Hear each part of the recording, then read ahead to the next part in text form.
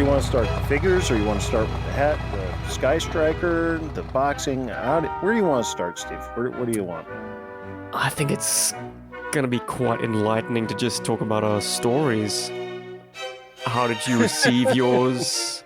How did you unbox it? What was your setting? Did you put some classic G.I. Joe cartoons on in the background? I wish I could say I did. It came in, the big thing was, it came in the middle of, my son and I were playing Nerf guns in the backyard. Mm-hmm. And we saw the FedEx driver coming down the street. And I'm like, Caleb, we got to go inside. We just run inside. He's like, oh, I want to go outside and play Nerf guns. And it's like, hold on. And then, all 5 of them, delivered, because I bought a couple for myself, and then I bought a couple for friends. Good stuff. Um, Some making their way to Europe, I believe. Good yes, boy. Mm. One went to Mark Van Leeuwen. Oh, great. And fellow Bergforce. Wait, whose podcast is this? Well, it's what we do. We're a community, right? For sure, man. Thank you for hooking a brother up. Yeah, and then one's going to Bjorn in Norway. Yes. So his is finally in my truck today. We finally made arrangements. He has a lot of stuff going to him because he's been deployed. So he's just catching up on stuff. So wow. A Norwegian Armed Forces member. Yes. Amazing. Yeah, so but it sat for like 3 days, 2-3 days before I finally opened it. And it was just because in and out of just being sick and, just being a dad. And I finally had to make time one night to just do it and just to, get it out because I can't experience it inside the box. Nah. Unfortunately, not romantic, not, yeah. Candle caressing your silky smooth Sky Striker as you jam those wings in. But, I was surrounded by toys, messing around with it here and there, and just, wanting to really enjoy it. And it's just life's been just kicking me in the guts. Mine sat for 2 weeks. Well, the damn wall finally burst, Gary, and I finally unboxed mine. Hot off the presses, actually. Unboxed mine yesterday. This time, yesterday, to be exact. And I did romanticize it a bit.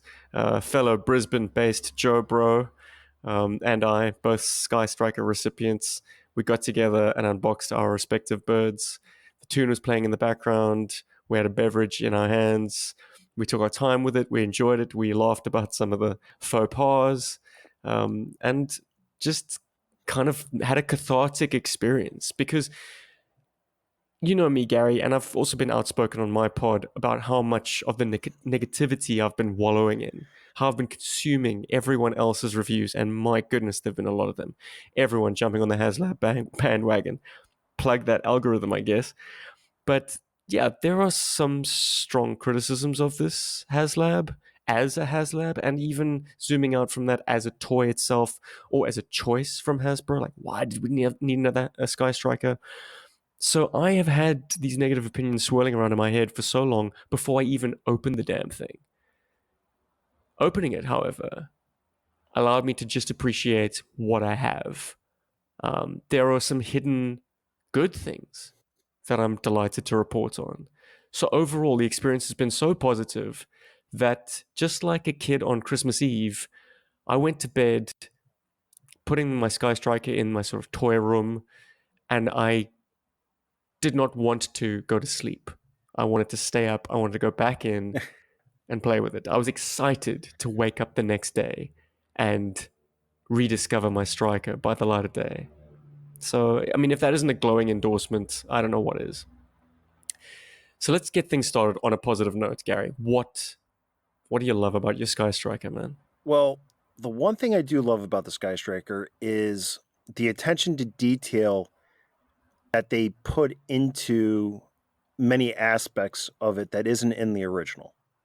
The one thing that was hard to see, and I didn't realize it until it was posted on Facebook, which is where I got most of my reviews, is the joystick. It's just the flight control for Ace. It's, to me, that is such a needed wanted piece, and that really completes the cockpit for the Skystriker. Especially with the recorder box, it's also to Ace's right, tucked into the cockpit too. It's just the cockpit feels complete. It's a cramped, yeah, it's a crammed cockpit. Whereas the OG, it's so barren. It's too spacious. You want a jet cockpit to be absolutely rammed with electronic greeblies, and the Haslab delivers. It's got a Yeah, lot and going on in there. that was totally appreciated. That was the first thing that struck me. Mm. The I also like the panels on the side of the cockpit that open up to reveal a fueling nozzle, and then you also have some access ports to the Gatling cannon on one side, and they're painted. Mm. Oh yeah. Well, I mean, it's Spared no welcome. expense. It's a welcome change. My first impression was that the plastic quality, while it has the gloss of the original, it feels denser. Think iPhone accessory plastic. Like the headphones that I currently have or headset in my ears right now. Also like light switches also have a very high gloss, hard plastic. And I feel like that's what we got with the Haslab. It's a lovely finish. So much so that like I mean, the Oh OCD in no, me yeah, had to absolutely. like take it outside, and under sunlight, I'm like noticing all the little scratches and imperfections. I mean, this thing it's like glass, man. You can't take it anywhere. It's just so gleaming. Yeah, yeah. You have to remind yourself constantly that this is not a museum piece. This is not a work of art that is individually created. This is still a mass produced, or albeit a short run, but it is produced in a factory by automation. Like this is going to have kinks and dings and scratches, even in the most unblemished versions. This has been a kind of an exercise in maybe wagging the finger at our hobby and saying, guys, lighten up. You need to take this less seriously. We've all got these AFI grading systems in our heads, looking at minor imperfections on bubbles and cards. Like even the most untouched by human hands samples can still have dings and scratches. So like it's tough to look online and see people sending back reams of figures because they got a little crease on the card, little veining here and there. It's gross, man. Everyone's trying to get rich quick on their Sky Strikers. Give me a break. There are better places to put your money, friends. Well, I mean, I don't want to get too far into that, but most Haslabs have rapidly appreciated. And I don't think this one has. I think we had the initial FOMO, fear of missing out, but I think it's calmed down. It calmed down very fast on this compared to other offerings that I've seen, like my Razor Crest. But this Haslab, from what I've held and experienced, this one seems most geared towards opening this up and experiencing the toy inside. As some of them were more of like could appeal to an inbox collector. They do exist. But this one really said, open me up more than anything else. Like you open the box up and there was, you have the Sky Striker box, and all its beautiful painted artwork. And I want to say almost lifted from Hector Garrido, but then not everything was in it. So Lift, Lifted in some respects, Gary, and then like horrifically photoshopped in others. Like my Joe bro and I we were poring over the details perhaps a little bit too closely, and it's a mishmash. It's a really Frankenstein piece of artwork. So yeah, look from squint. afar. It's nice from far and far from nice. Exactly. But yeah, it's definitely an icon. Like you see that coming out of the box, and you're like, wow, this is something from another era. It's a callback. It hits you in the feels, and all the design elements are there, like the tricolor back Yes. illustration. Lovely. Uh, hmm. Euro releases, the ones that we got in South Africa, did not have that. Ours just had the color photography on the back with the little numbered list or lettered list, A, B, C, D, E, F, G, telling you what your tiger paw can do or whatever. Yeah, so Shame. Poor us. What else is good? I mean, it is a long list. yeah, there is. Overall, I think the extra details they put into the hidden things. Mm. You open up the flaps that are above the front of the engines, and you have painted details in there. I really appreciated that. I really appreciated the working flaps at the rear of the Skystriker. That was, again, it was just like they Nerd. didn't need to do that. You nerd. I like working flaps. And Dude, I like the extra hard points. Yeah, I'm all about the missiles, baby. It's nice to have them mounted in a realistic position. The sparrows and the sidewinders. To have them in that, they're not called that sort of, that. whatever they're called, but you know what we mean. The small missiles and the medium missiles. That's where I put them. Yes. Get the Phoenix missiles like tight, close to the fuselage. And yeah, I don't like putting missiles underneath the nose of the Skystriker, so it's nice to be able to retire those hard points. I almost wish that they could be disconnected, so you'd have a clean underside to the nose. Well, yeah, Hey, man. that's where you're starting to blur, the difference between a GI Joe toy and a model kit. And the True. one Why aren't there missile points on the tops of the wings? Come on. it's 2023. I Why want to Storm Eagle this shit. spring loaded, spring fired, Missiles everywhere, man. Yeah. And a water squirter. and a drop down handle with the trigger.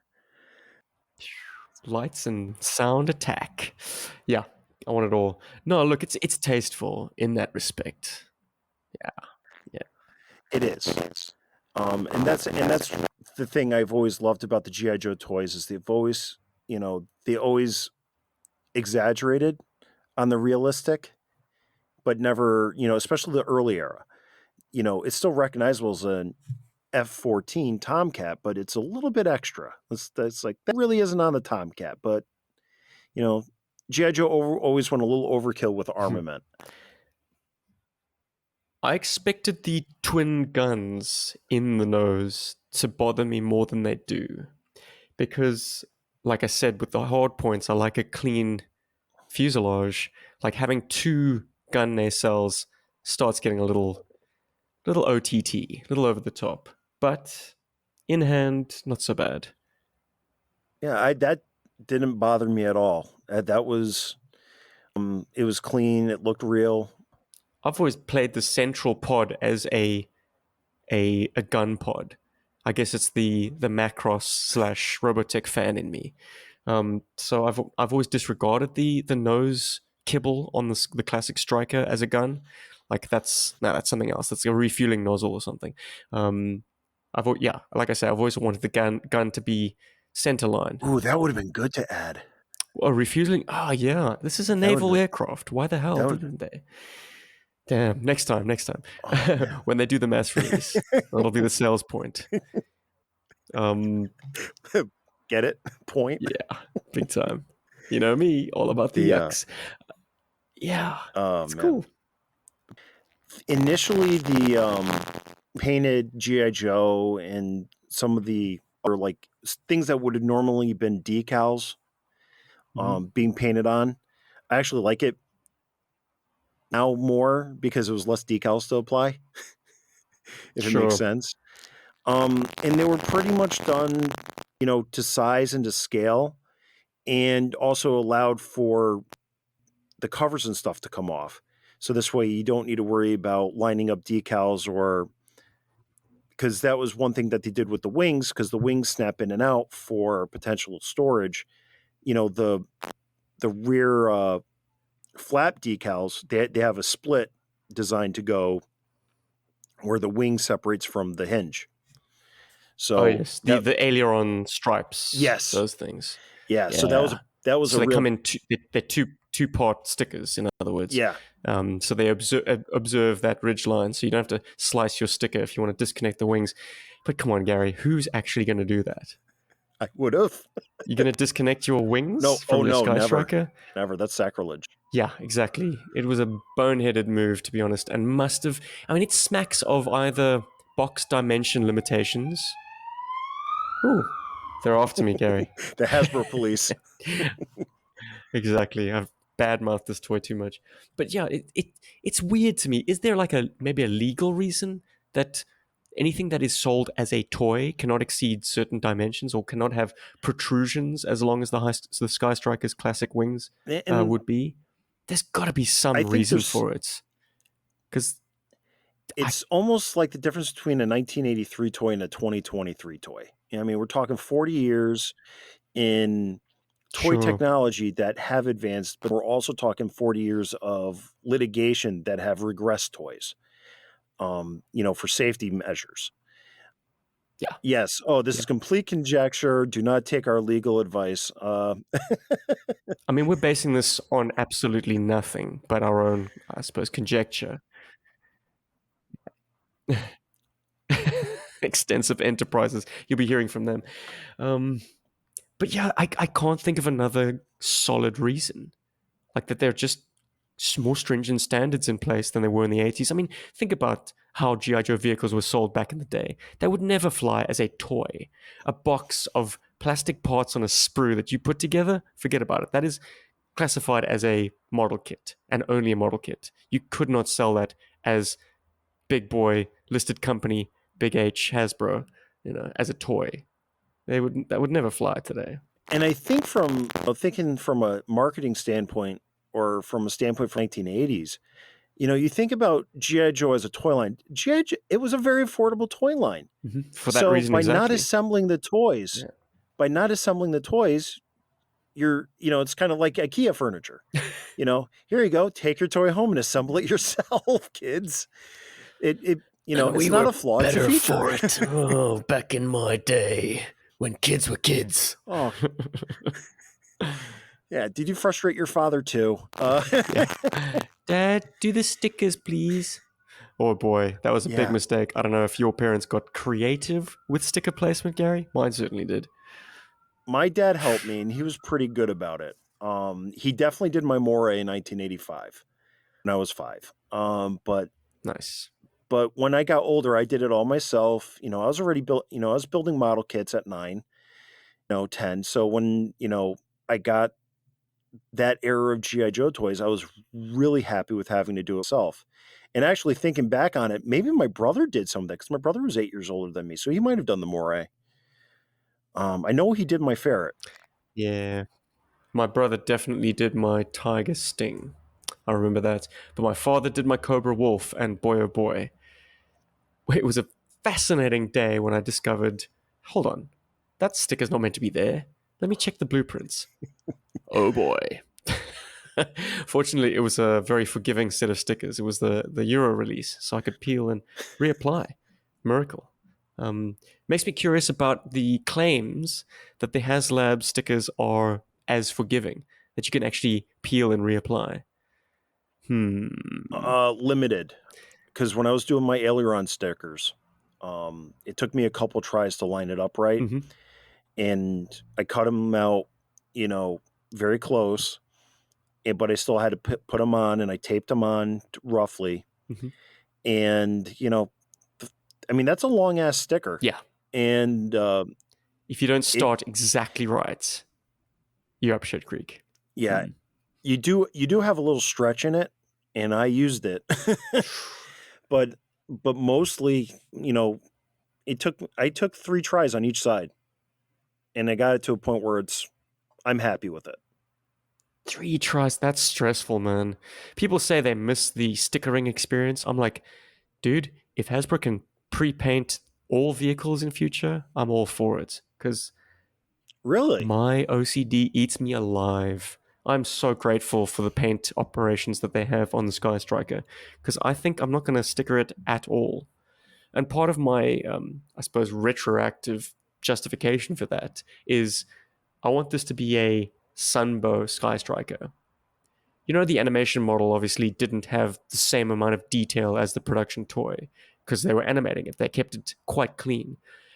So Oh yeah. it doesn't have the wing striping in most um, renderings, or not renderings, in most animations of it. It's not got even the tail fin detail. So I'm gonna leave it as is, I think, Gary. Okay. I might change my mind later, but I guess that's the beauty of it. Like, those stickers aren't going anywhere. They're staying safely tucked away in a big old box Well, that says open forum side. let's segue into tail fins then, Mr. Animation Okay. Model. Black or gray? Black or gray? I went Gray. black. Ooh, you bad boy, you. Here's the thing you can do, Steve. You can put stickers on those black fins when you feel like having, Skystriker stickers, and you can change them out. And I can park it in the hangar next to the 2011. Hey, man. Gary, that plane left such a bad taste in my mouth because it was a cheap out. That was a noticeable step back from the 1983. Okay. And the black tail fins are a hallmark of that plane. All right. So I'm scarred, man. I don't know if I want to even look at those black fins. Yeah. Hmm. Shell shock. So I can honestly say I never bought a 25th anniversary. I did buy the 50th anniversary Silent Strike with the Night Boomer, Oh, cool. but I didn't keep it. I ended up I resold it after I never opened it. I decided not to really go down the modern rabbit hole, and I was like, I wanted the set because of Gary Goggles' sightline, but I already had the Joe Declassified sightline, and seeing as how I'm more of an O-ring guy, I said, okay, I have this, so I will, you only have so much space. Yeah. And so I can honestly say I've never really experienced a modern era Sky Striker in hand. Yeah. Not good. No. I don't think they ever did correct the the hard points, the missile attachments. Like, even the last time that mold was pressed, they still just could not hold the ordnance. The landing gear is plastic, the wheels, and they didn't do what we'd always wanted them to do, which they've finally done in 2023, which is disassociate the wing swing from the landing gear. It's like, guys, come on. Could this not have happened by now? And the single seat, like, it's an F-14. It needs someone in the back there. Uh, I, I do not like having figures reclined to kind of A, fill up a cockpit, but B, have enough space to fit a bulky modern era flight suit. It just doesn't look like a believable pilot position. I don't know. Your mileage may vary, but I prefer my guys looking like they're very tight into their aircraft. Yeah, because it is in real life. It's a very cramped spot. So yeah. Yeah, but like you said, yeah, you want to talk about something that I absolutely love on the modern Sky Striker is the fact that the wing sweep is separated from the landing gear. And I love the fact the landing gear is tied into the built-in arrestor hook. That is chef's kiss. Amazing. Yeah. Very, very cool. That's a little bit of undercarriage kibble that I fully welcome. An arrestor hook? Yes, please. This is a naval aircraft. This is a G.I. Joe USS Flag dedicated aircraft. So it's a double reward. Like, I was just thinking about the other day that, like, the Flag is really just an add-on kit to your Sky Striker. Like, if you were a kid in 83 who was lucky enough to have the OG Sky Striker, like, you had the Flag firmly in your crosshairs because those two babies were made for each other. More the Flag made for the Sky Striker than the other way around. And now, yeah, your dreams come true. However, this is a segue into a bad. This is something that I half knew about. I knew that the rear landing gear do not clear the doors, that they rub. The inner wheels rub against the landing gear doors when they're deployed. But something that I did not know about was that the front landing gear, for whatever reason, maybe mine is just factory imperfection, but it has a wobble to it which stops this thing from having a nice, smooth roll. I don't know what deal with the devil they made in '83 to have a jet in the G.I. Joe line that could roll smoother than any of the vehicles, like the cars produced, the Jeeps produced at that point. But for whatever reason, the classic OG Sky Striker, even beaters, have got the most satisfying roll to them. Something about the rivets and the way the axles are machined, maybe. But my 2023, it has a bumpy ride. And for someone who likes to taxi his aircraft around, for someone who likes to do simulated takeoffs quite aggressively, and landings for that matter, that's a deal breaker, big time. Because that just adds friction that's going to bring you that much closer to a landing gear cave in, which this thing sadly also does a little too often. You got to really be holding that arrestor hook quite tightly to avoid it, bellying in. Yeah, and this is where I think when they were developing this, we got a couple issues. I think there's an issue during this whole Haslab of time constraints and budget constraints, and then the other fact is people making this, were they making a collectible or were they making a toy? And I think that these questions have made something that isn't good at either, if you know what I mean. This is like my criticism of this. And like you said, the wheels don't roll nearly as satisfyingly as the 83.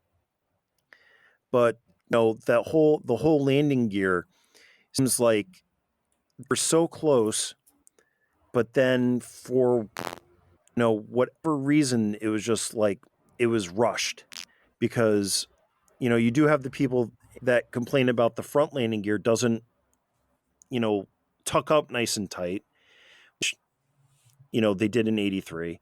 And then you have the rear landing gear, which if you press on it, actually actuates the retraction, because when they re-engineered the landing gear, the rears don't, what I call over center, where if you pressed when you retract or when you extend the landing gear, go down, but then they pass the center of the pivot and then they go forward of the pivot.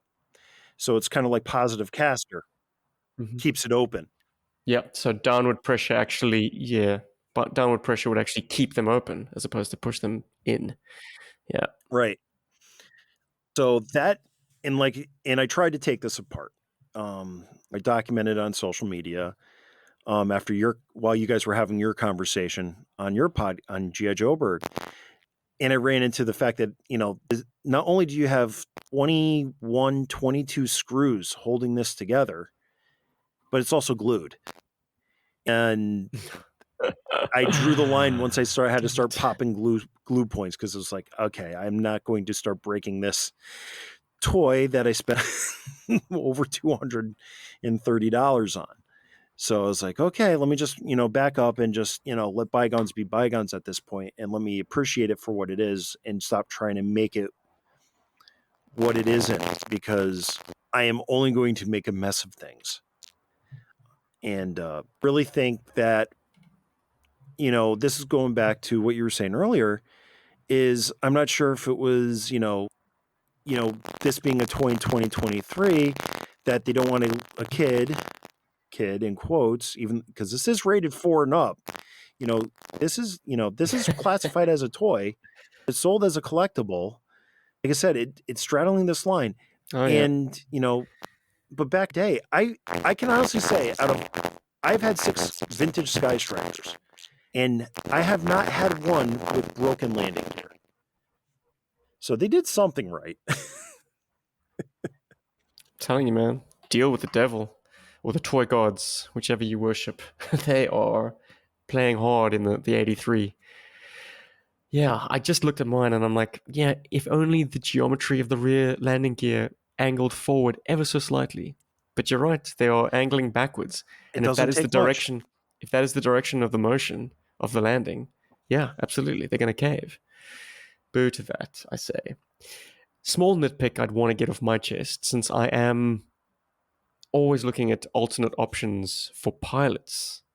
Because, I want Ace to be a named character, and there only can be one Ace. Oh yeah.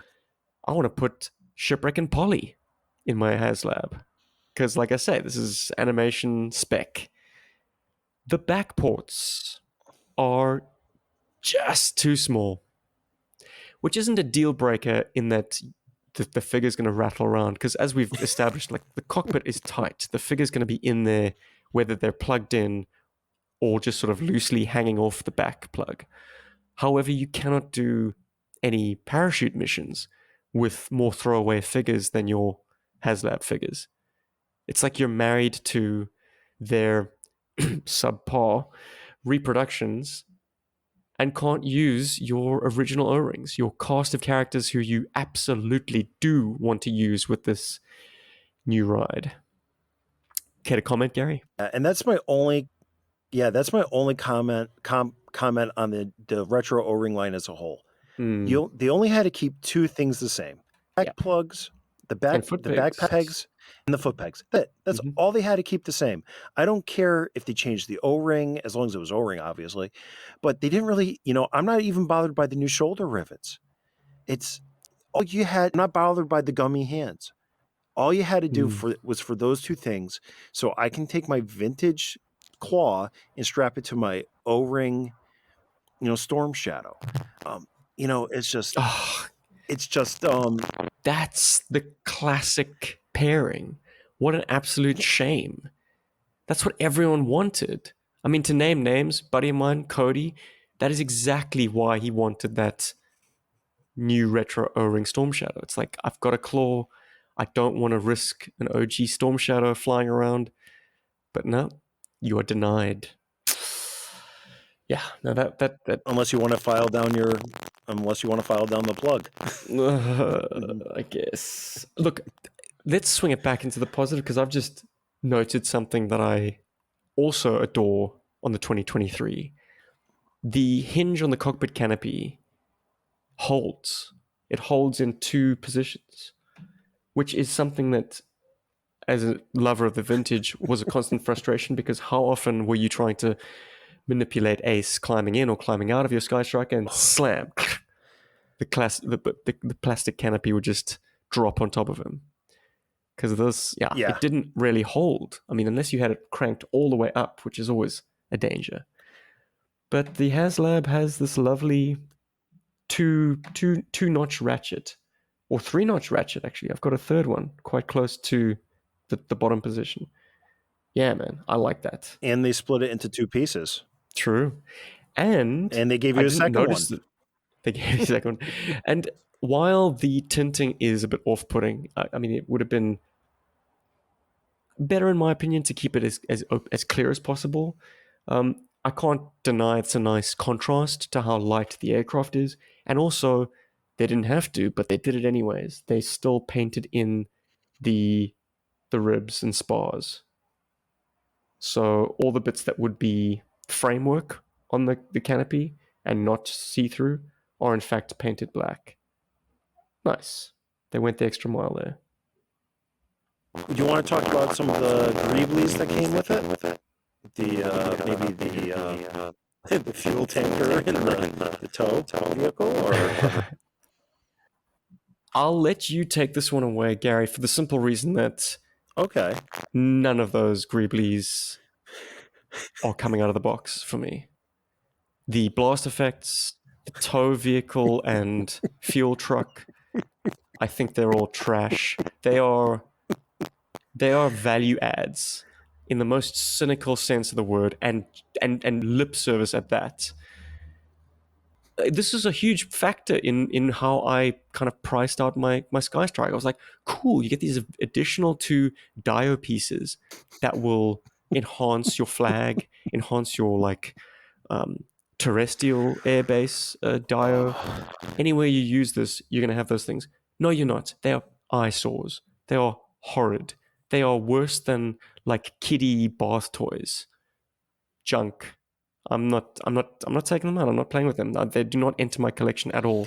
And may I also just say that the reason they don't have a seat on them, I think, is because if you had a seat on it, you'd be obligated in all the renders to have a figure on it. And that would have given the game away and let us in on the fact that these are woefully small. They're very insignificant pieces relative to what we thought we were getting. We thought we were getting, a new tread of the classic flag cards, which, I mean, if you've looked on the aftermarket and you're trying to get separate to a flag, yeah, you're going to be paying through the nose. So no, these are insulting. And blast effects, not my thing. They're going to wind up in a drawer at best. They probably are just going to stay in the box. Anyone want to buy some blast effects? I got extras. So yeah, over to you, Gare. Well, I was trying to stay positive, Steve. Jeez. Yeah, the adding the stickers helps. Yeah, they're about 3/4 scale to what the flag's tow vehicle and fuel tanker are. Yeah, they're molded in that gray plastic, which doesn't help matters because molding in, even if they just stole the colors from the flag, the yellow and the green, heck, even painted maybe the fuel truck a bit in red for flammable. And that is probably the weakest points. I like the fact that it does carry the tow vehicle does carry the ladder to climb into the Skystriker. I think that is an interesting piece to go with the Skystriker, especially if you have it parked on the airfield or the flag. But yeah, they are value adds. I know I've known you for a while. I know you're not a fan of blast effects. I think they look cool for people that want to take photos and what they're going to want to do. But if you're going to be flying it around, whooshing, I could see those things not enhancing play as much. But they're there, and I'm not a fan of the flight stands. I saw the flight stand when they announced it. I was like, the clear acrylic does look better. And but I do like the fact that it's posable. But I Sure. getting set up for this podcast, I finally brought my 2023 Skystriker to my flag, so it's not parked on it just yet. But I can see myself using the stuff, but it's not going to be like, for me, a central thing. I can see them going in a box every so often, and I change out setups, depending on what I want to highlight or what crew I want to use. And we're talking about people who go good with. You were talking, Shipwreck and Polly flying the Skystriker, but I took out. I spent $15 and I spent the money because I got an extra action pilot because I wanted to open one up, the package. I just opened them up about an hour ago at this point. Oh yes. And but man, Isn't he looks the part. He's a bit thick, isn't he? He can't bring his arms in tight enough, can he? Yeah, that's what I'm going to try. Buddy, I had trouble getting Shipwreck into my cockpit. Oh yeah, no, he absolutely does. Definitely. Good luck with that, though. As I say, I had trouble bringing Shipwreck's arms tight enough to his body to get him in. Yeah, because I mean, he is appropriate. He's Vietnam era, so he would have been. His outfit would be appropriate for an F4 Phantom, but also for an early F14, because the F14 is like 74, 75 for first flights. So, in that vein. The Skystriker strikes me as an early-looking F-14. I mean, if you take the ECM pod or whatever, the cameras out of the front,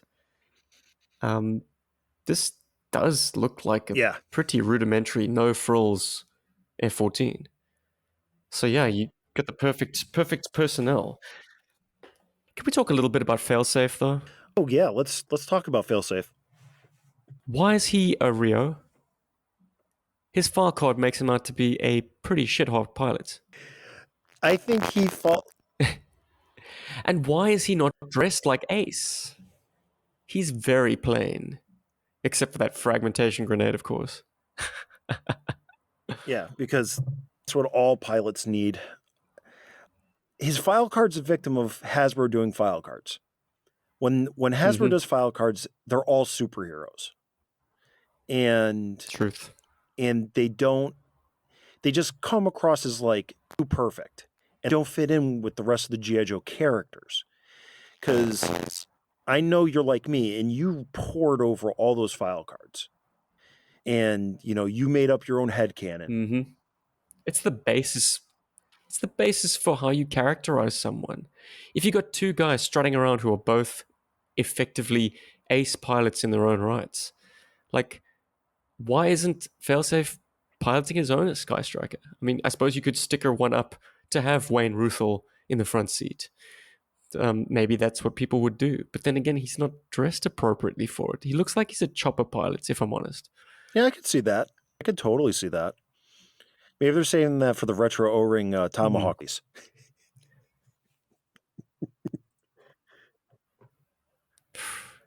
Look, there's some heinous parts reuses right off the bat here.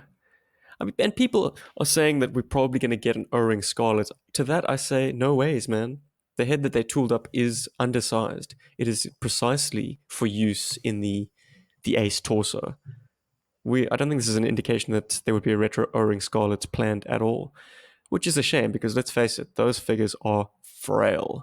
Oh God! Like to get a classic Scarlet now, it's terrible. She's glass. Yeah, and she doesn't have foot pegs. But yeah, if she takes a tumble from the third shelf, she's a goner, man. Kiss that crotch goodbye. That lovely, lovely lady crotch.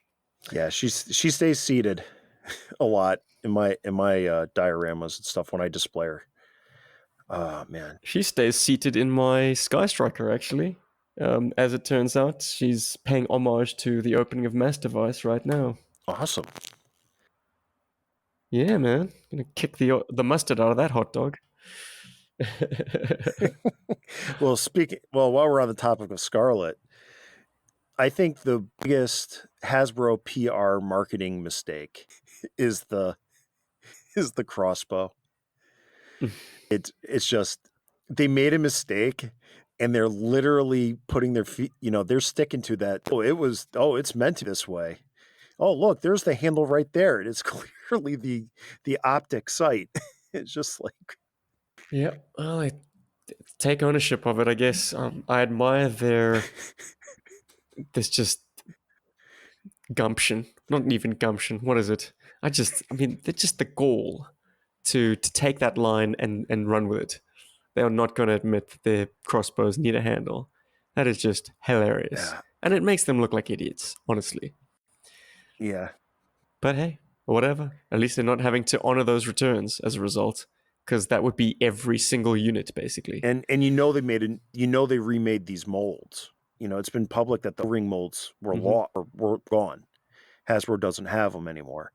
So they had to retool this. Yeah. And, somebody right now, got like, did you notice? I mean, there was laid off, fired. But probably. there was at least a discussion about like, did you know this? They're gone. Well, normally the fans, would have pointed it out in the sneaks, in the videos from San Diego Comic-Con or something like that. Well, that's the funny thing, Gary. We were privy to those images from that case in that collection of that convention. I don't know. I can't remember these. Would you have picked that out?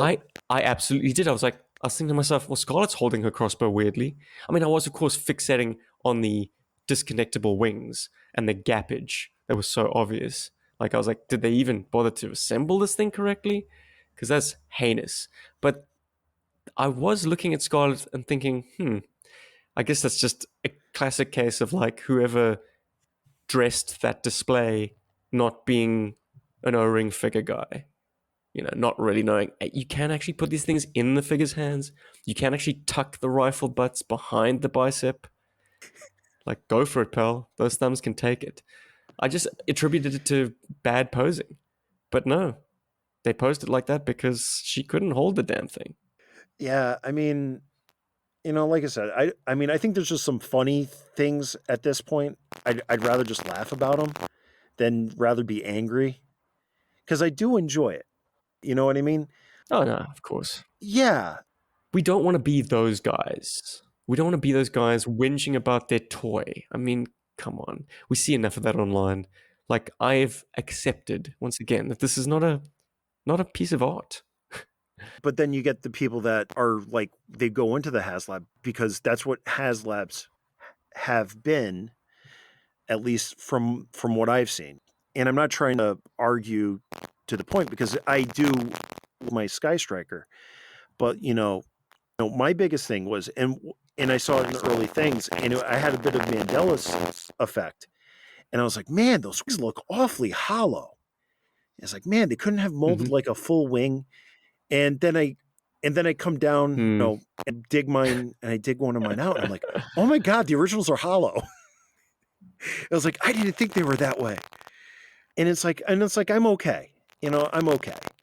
I think for 7 figures, getting a Mickey Mouse ring Cobra Commander with an intact logo, I'm happy with that. I'm happy with the Night Force Ripcord. I think he's badass. And honestly, the biggest hit for me, the biggest smile I got is Ramp Rat.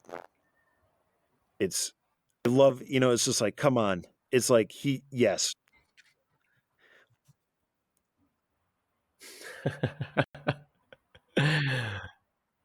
Franken Joe. Franken Cobra. Yeah. I don't care. I love him. Yeah. He's awesome. Oh, you love him. Sorry, I didn't catch that, Gary. Well, that's fantastic, no, like man. seriously. I thought you were about to pour scorn. This so obvious pack-in. This extra Cobra figure that they cobbled together from the unfunded ketchup and mustard. Just give him a Cobra Trooper head and paint him red. Cobra symbol on the chest. Nice. Yeah, but I like that. Nice. It's a new, functional, utilitarian character. Yeah. I could have done without the name, to be honest. If I am to nitpick, I'm like, he could just be Cobra. Because back in the day, they didn't give Cobra the enemy names. It's like officer, trooper, commander, but they were all called Cobra. So, like, in keeping with that, they could have just called Ramp Rat Cobra, lost the Ramp Rat completely, and just said air crew, ground staff, whatever. Anyway, nitpick. Well, let me counterpoint the Viper pilot. Well, they call him Cobra. I don't know. And his descriptor is Viper Pilot. But we call him Viper Pilot so that we know what we're talking about. All right. Just saying. Yeah. Hey, that's why we're discussing this, right? The only thing that I felt was an obvious pack-in was the repainted Cobra Soldier. That I was less enthusiastic about. It was like, well, it's a variation, but it was just like, it was the last guy I opened, and I didn't open him the same day as I opened him everybody else. Everybody else, I was excited. And he was just like, man, it's just a recolor of a Cobra. And I'm just like, eh. Well, here's something courtesy of Audible Interlude Podcast that might turn you on to him ever so slightly more. He has flesh hands, so he's a little closer to the animation model. But it does kind of wag the finger at the classic Cobra Trooper as basically being this all-in-one blue body condom. I mean, you can't even call them gloves. It's like he's in a gigantic hazmat suit that's vacuum fitted to his body or something. Because, like, where do the breaks in his gloves come? Huh? Then flip forward to the Haslab Cobra Trooper, and you got flesh hands and an obvious blue jumpsuit. And you think to yourself, well, actually, that makes a hell of a lot more sense. I think I want to put this guy front and center on my Cobra Trooper display. No. Huh? Blue shirt. Hello. Hey, that's a great POV. That's a great point of view. It's pretty neat. Now we just need more of them. I mean, it's bloody exclusive, isn't it? Yeah. You're not going to be able to army build your flesh hand Cobra Troopers. Overall, there's a lot to like here. Are there criticisms? I think you can criticize anything. There's, nothing is perfect. You can always find something that could be better or improved upon.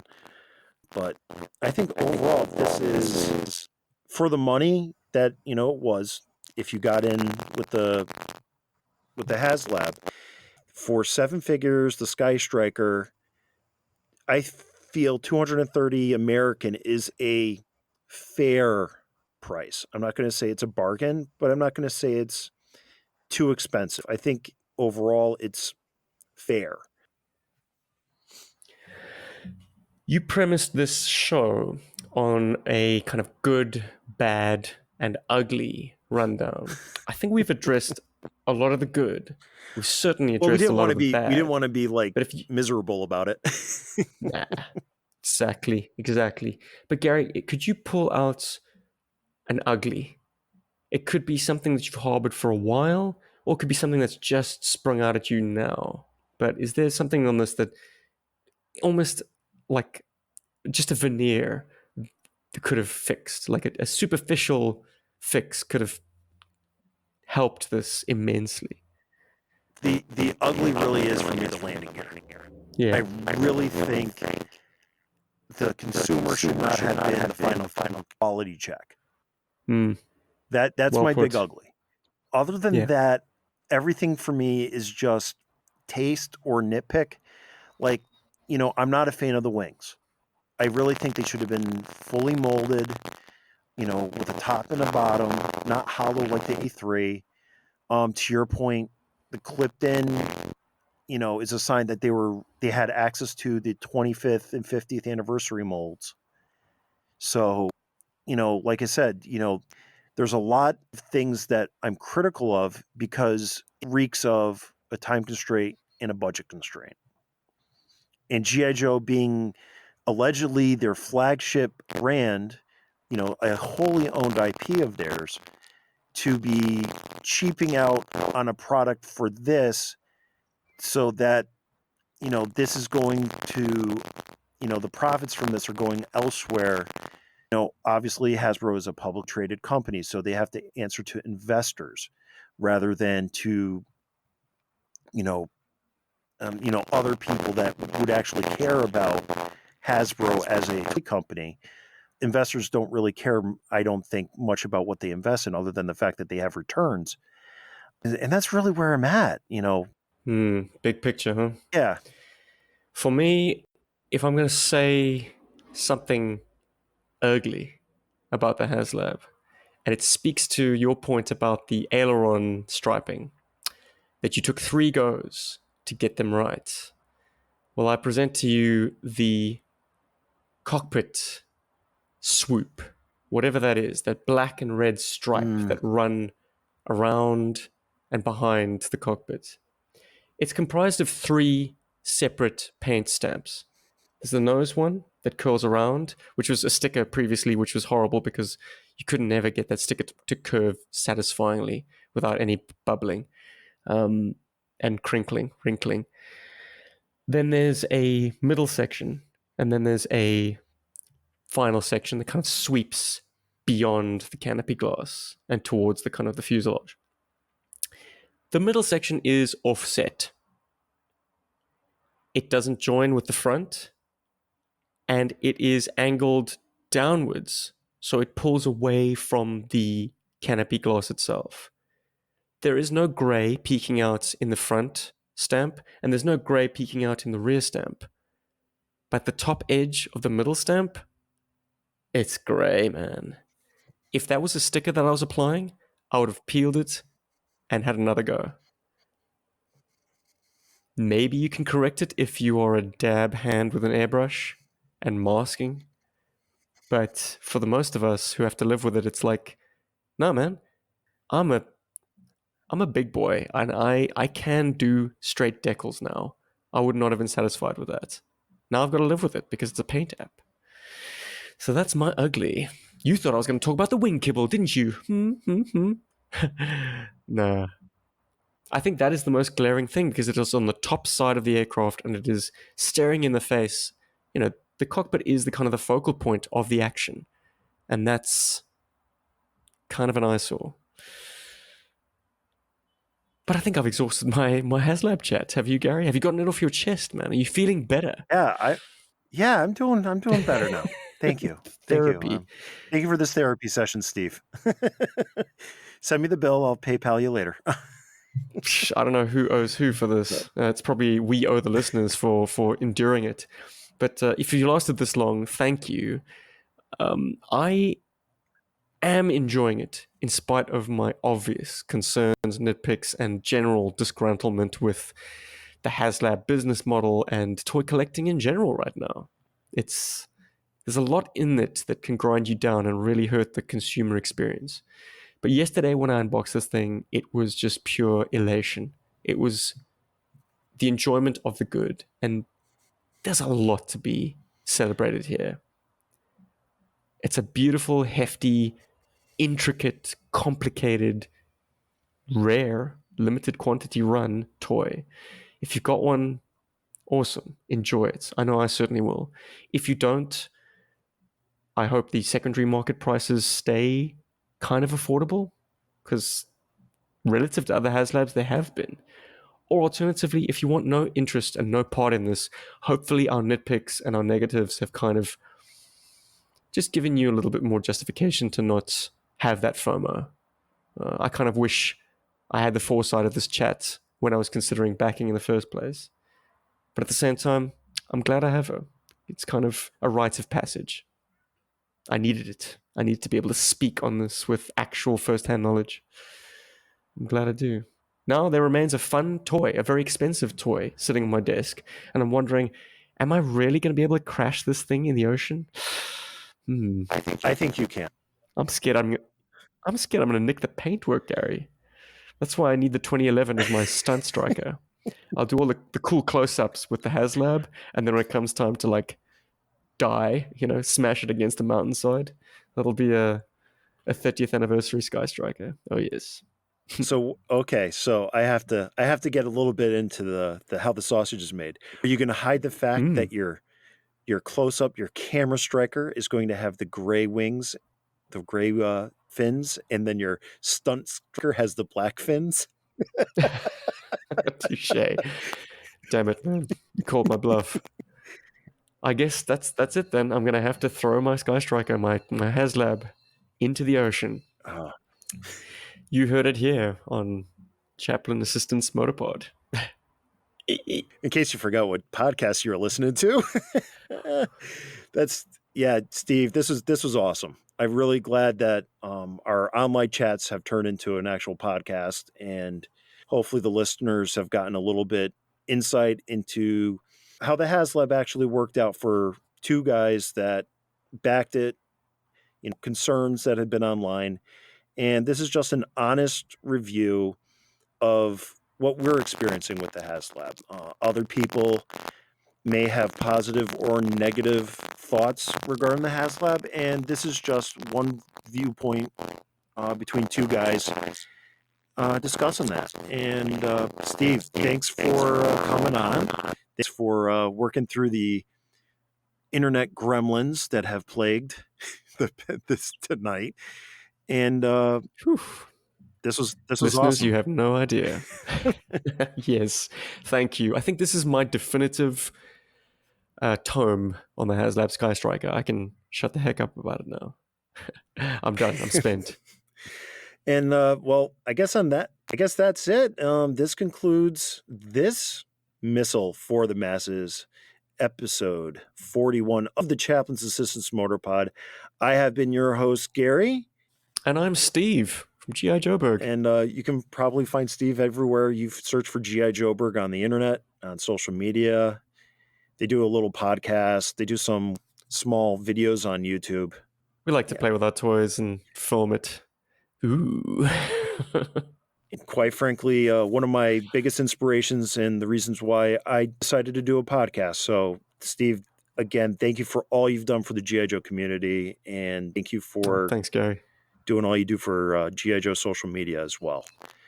And with that, this has been the Chaplain's Assistance Motorpod, strange but not estranged, nerdy little brother of The Pint, a pop culture podcast, the podcasting family that sends extensive enterprises to make sure I say that at the end of every episode. And you can find me on social media at Chaplain Joe Pod on Twitter, Instagram, and Facebook, and also YouTube, where I post a video once every 2 months, unlike some other YouTube channels that may be guest starring on this current podcast. And you can also send me an email at chaplainjoepod@gmail.com. And Steve, you want to give off your socials for anybody that wants to look up G.I. Joburg that has never heard of you before, which is going to be all with like 2 listeners? Well, we are on pretty much every platform, so you can't look too far, I guess. It's Gijoburg. There is no E in the Joe, because it's actually named after Johannesburg, South Africa. I realize that's not common knowledge that people shorten Johannesburg to Joburg, but that's kind of where our podcast was born, and we rolled with it. Yo, Joburg. And with all of that out of the way, one final missile for the masses. Be decent to each other. Berg. Nice, man.